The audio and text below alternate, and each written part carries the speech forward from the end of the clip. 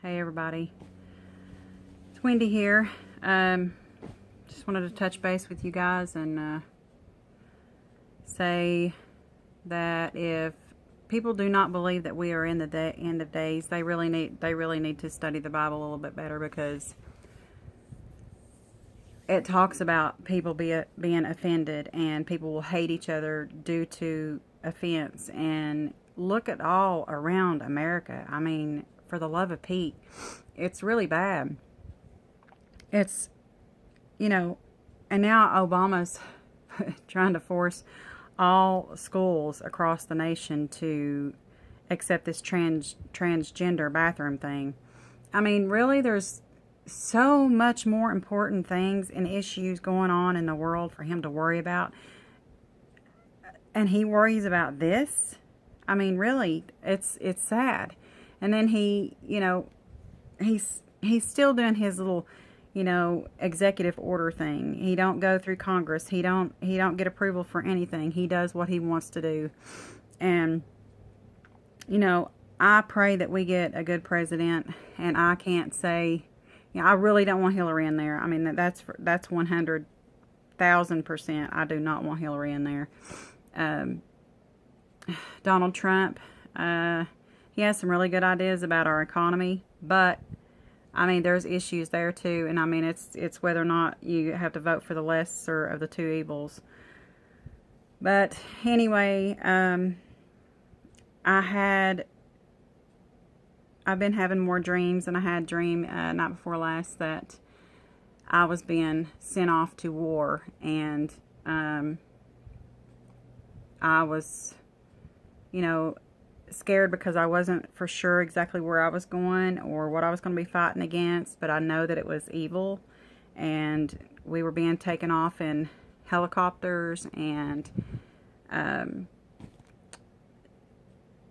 ships and whatnot, and we were going to war, and it was, going to be fought on our own soil too. And I do believe that day is coming, and I mean, where we will be fighting on our own soil. As far as all of this stuff going on with the race issue, I am not racist. I mean, I love people. I have lots of friends that are black. I have friends that are Asian. I have friends that are, Native American, which, is part of my heritage. I have all different types of friends that I talk to, that I relate to.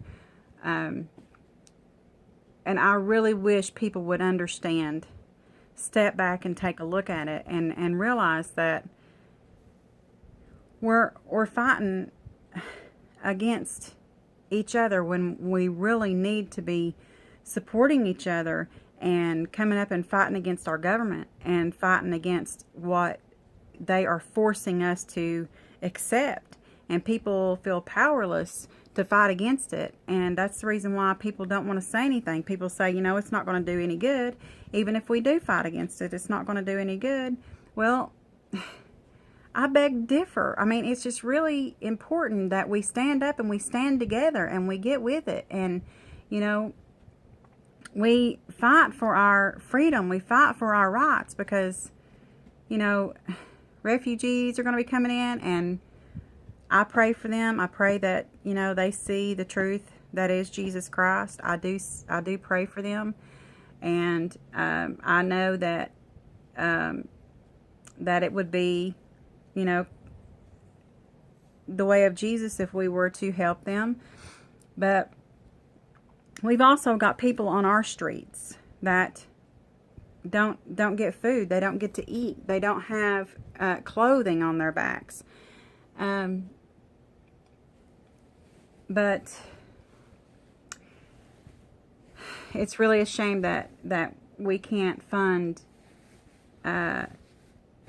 even our veterans. We can't support them. We can't provide them a place to live or nothing like that. And they're dying on the streets. And I have family members that have served. My grandfather, he was he was all about it. I mean, he was you know, honorable. He was a very honorable man. He, you know, honored the flag. He fought for us, and he taught me to be that same way. And I've always been a fighter, and I will be until the day God takes me home. On other things like North Korea, Iran, Syria, Russia, Ezekiel 38. Ezekiel 38. I talk about it. I think about it. You know, it's, you know, all nations will come up against Israel, and it looks like they're lining up to do that. And, I mean, even America, we haven't been supporting Israel. I mean, Obama's been providing weapons and money and all kinds of things. And nobody said anything to him about it. And I really don't understand how in the world he can... I know I just changed subject again, but I don't understand how in the world he is not in prison. I just don't understand how he's not in prison, because he's done more things to damage America than any other president in history. And I just don't get it. But then again, you know, we are, this nation has, you know, stopped living for God, and we've stopped, well, not me, but, and not, you know, a lot of you, but for the most part, we have been forced to shove God out of everything. And God is raising the hedge, and he's not going to be protecting us anymore. We are not, you know, as Obama says, we are not a Christian nation. And it's just, it's really terrifying to think that God is raising the hedge.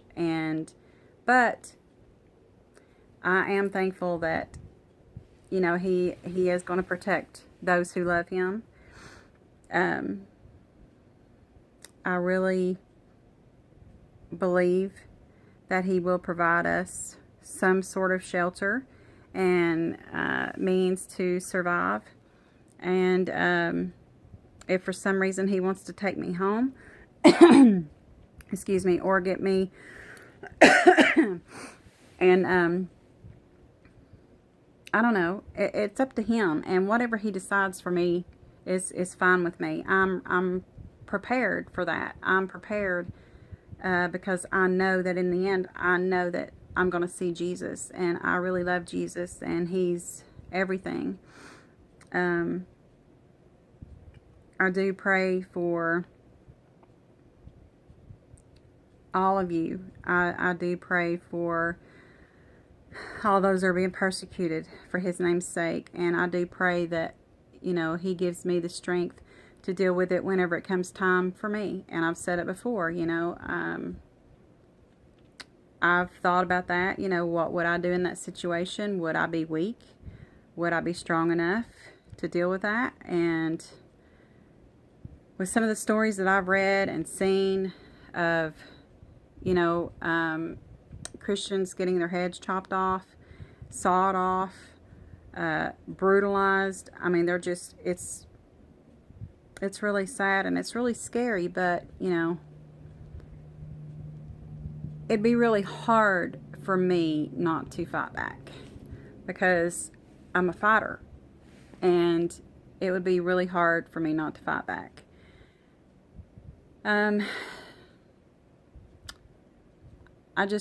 I really hope that there's more people out there that do start to see the truth and start to stand up for Jesus, and don't, you know, bow down and cower down and run away whenever somebody tells them that they can't read the Bible, or they can't worship God, or they can't, you know, speak the name of Jesus.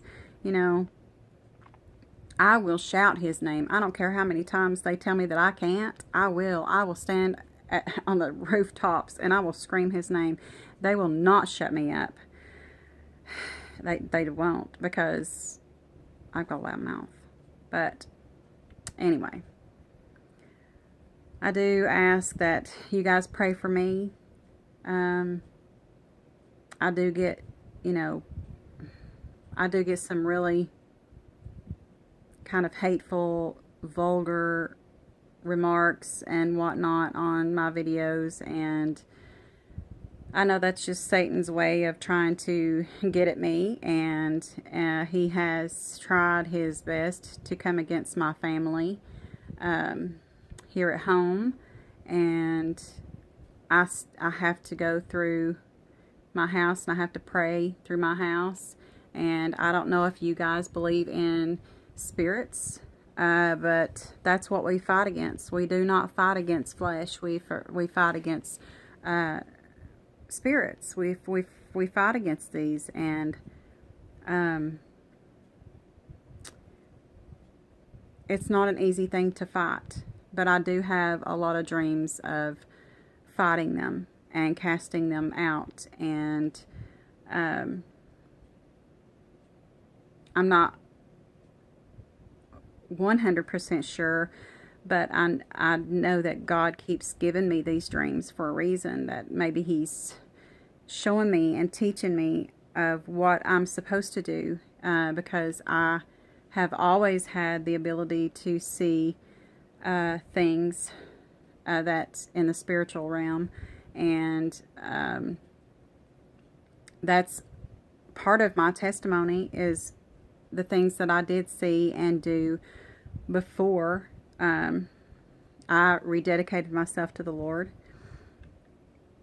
But I look at them differently now than I did before. I don't think that things that I see are real, like people, like spirits that are still dwelling on the earth, that were here as a mortal. I don't believe that. I do see, other things that are, quite scary. I do feel things, but, Jesus did say that we should cast those spirits out, and whatever is bound on earth is bound in heaven, and whatever is loosed on earth is loosed in heaven. And so if you have anything going on in your house, around your, anything that's, coming against you or whatever, it very well could be spiritual related. Well, couldn't be. It is. I mean, I know that some things we do bring on ourselves. Like if things tear up but we didn't, take care of them or whatever, well, that's our own fault. But, you have to be, knowledgeable about principalities and things that are evil, and that are, to come against us, to come against the church, and to try to overcome us, and to make us weak, so that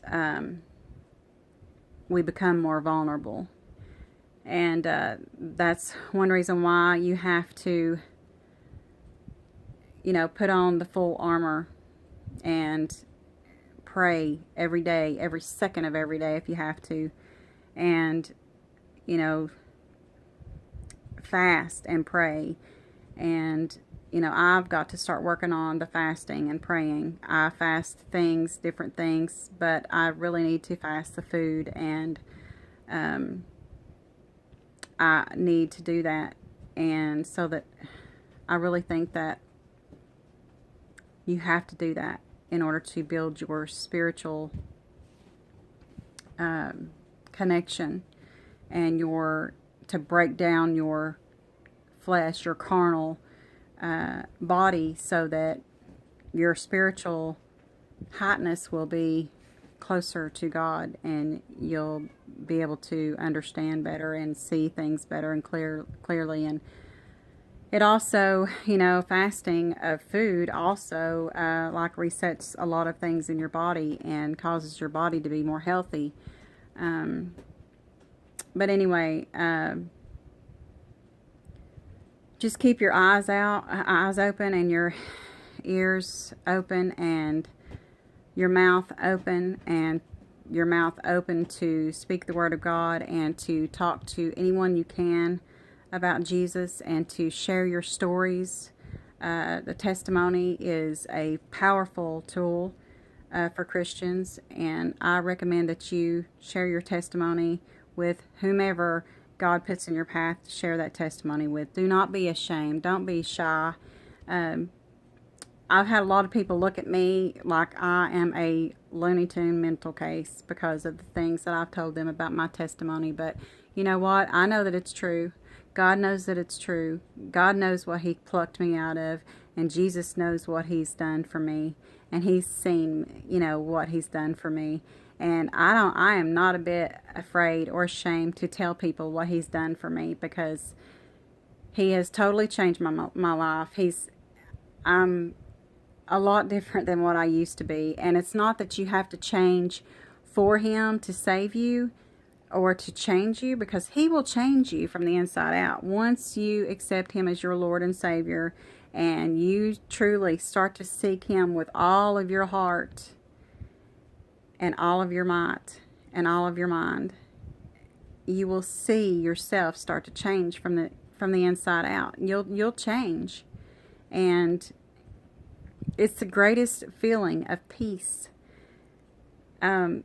Like I've told plenty of people before, a lot of people go out and they buy things, and they buy tons of things. And O'Reilly was talking tonight on the news about how people, buy a lot of things. He was talking about capitalism. Well, and he was wondering why people buy things that they don't need and why they don't save their money. I think it's because they're so miserable in their life, and they're so afraid of what's going on that they don't want to face it. But the only way that they can get any kind of happiness is to go out and buy tangible items and try to fill this hole and this void in their life with these things, which they don't understand that these things will not fill that void, that the only thing that will fill that void is God, is Jesus Christ, because that void, I believe, was left there in order for it to be filled by Him.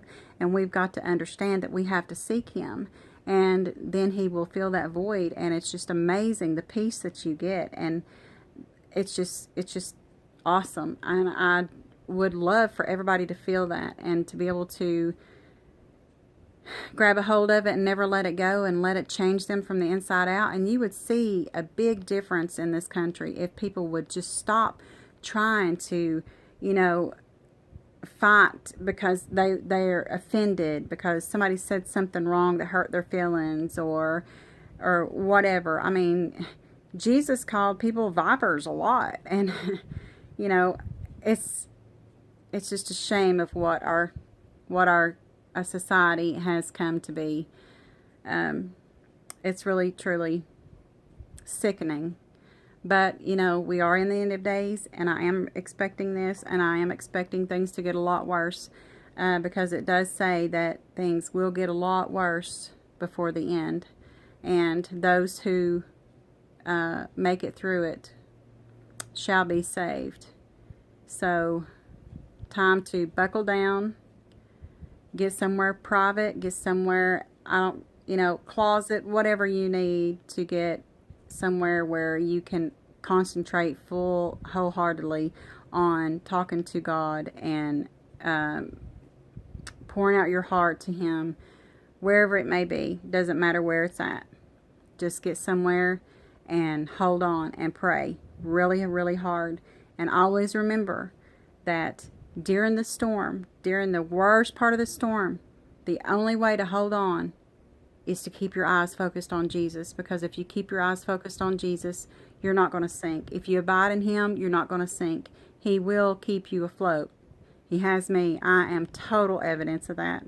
And as soon as you take your eyes off of Him, just like Peter, whenever Peter stepped out of the boat, he kept his eyes on Jesus, and he said, Lord, if that's you, than have me come out onto the water. And he did. He walked out onto the water as long as he was looking at Jesus. And then whenever he realized that all the storm clouds and everything was brewing around him and the seas were raging, then he lost concentration, and he got scared, and he started doubting, and he sunk. And that's what will happen if you take your eyes off of Jesus and you walk away from him, and you don't abide in him, and you don't try to have a close relationship with him. Your world, the doubts and the fears will inevitably, I can't say that right now, but they will make you sink. So keep your eyes on Jesus as much as you possibly can. If you start to see yourself wandering away, get somewhere and rededicate your thought process and pray. Diligently pray. I pray all through the day. And I used to think, gosh, he's probably so tired of hearing me pray and hearing me talk to him. No. He tells me every time, I will never leave you nor forsake you. And I'm so thankful for that. I love him so much. He is my best friend. He is everything. I'm alone a lot. I mean, my kids, they work. I'm alone. I have nobody. I'm not like dating anybody or married. I'm just me, and I have Jesus here with me. I have him with me wherever I go. But I will let you go, and I will continue to pray for you all. And I really ask that you pray for me and my family. And I love you all. Bye-bye. Shalom.